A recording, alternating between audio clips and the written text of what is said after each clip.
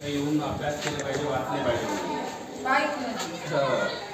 इथं नाही, हे शाळा बंद झाली तर इथून पुस्तक घेऊन जायचं नोंदणी करून आणि आपल्या बाजूने शाळा आहे, ग्रंथालय वाचणार।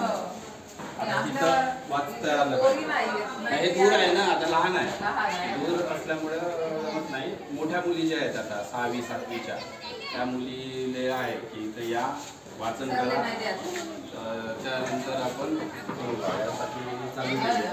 आता सुरुवात आहे। आम्हाला शिकासाठी यांनी का बोललं होतं, कधी कधी कसं होतं याच्यामध्ये ऐकणं नाही होत।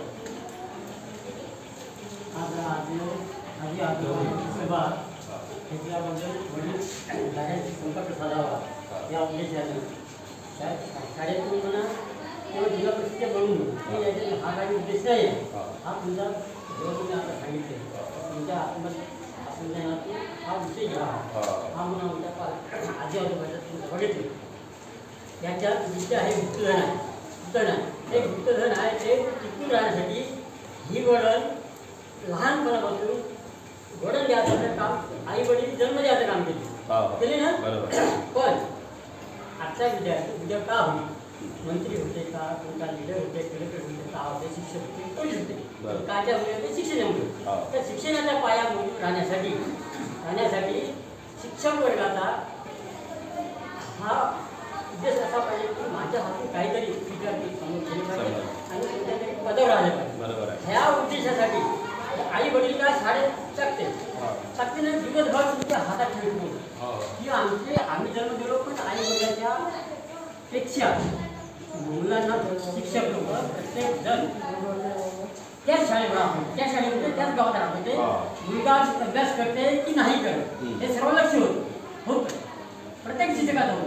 आता आहे का नाही, आपल्या विचारासाठी आपण मोठ्या शाळेला छान राहतो, पण दुसऱ्या मुलं म्हणजे दुसऱ्या झाले की आम्ही तुमच्या हातात देतो का सांगतो की होते आणि पोरायला चांगले शिक्षण देता येते ना।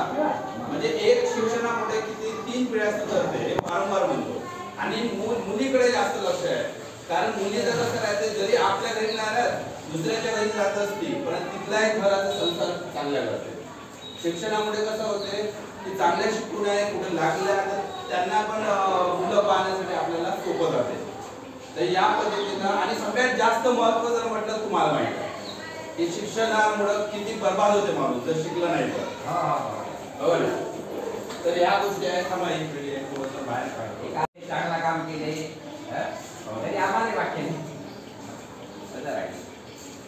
आम्ही तुमचं नाव घेतो मग मध्ये येण्याचं कारण होतं। आता माझं गाव प्रॉपर टेंभुर्णी असल्यामुळे मी काय विचार केलो की आपला गाव आहे, आपला एरिया आहे, आपण नोकरी म्हणून नाही करायची, एक सेवा म्हणून करा। बरोबर आहे, म्हणजे नोकरी म्हणून या उद्देशाने मी जॉईन नाही झालो की आपल्याला काहीतरी सेवा करायची आहे बा, आणि हे बेस्ट आहे की मुलांना शिकवणं याच्यासारखं कोणतंच नाही। आता याच्यामध्ये कसं होते, एका धर्माचे, एका जातीचे, एका याचे नाही, प्रत्येक याचे आहेत आणि प्रत्येकाला धरून चालणं आहे। एक प्रगती म्हटलं, आता निवडणूक आहे माहित आहे तुम्हाला, पाहता निवडणुकीमध्ये किती दावे होते ना, सगळे आपले आपले पक्ष किंवा हे राहतात। पण शाळाच एक असा आहे की ज्याच्यामध्ये जात धर्म वंश काही पाळला जात नाही, सगळे आपले आहेत आणि आपल्या याच्याला सगळं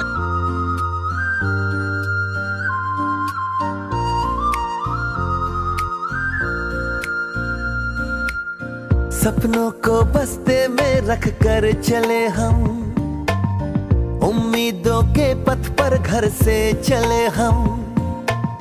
सपनों को बस्ते में रख कर चले हम, उम्मीदों के पथ पर घर से चले हम।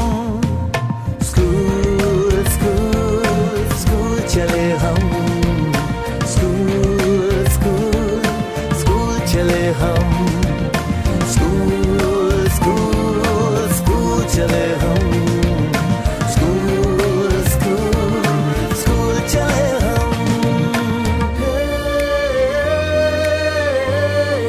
स्कूल चले हम, स्कूल चले हम। पापा, अगर मैं अफसर बन गई तो आपको मुझ पर नाज होगा ना? हम जो बन ना सके थे कभी, काटी जैसी भी हो जिंदगी, पर अपने बच्चों को हम देंगे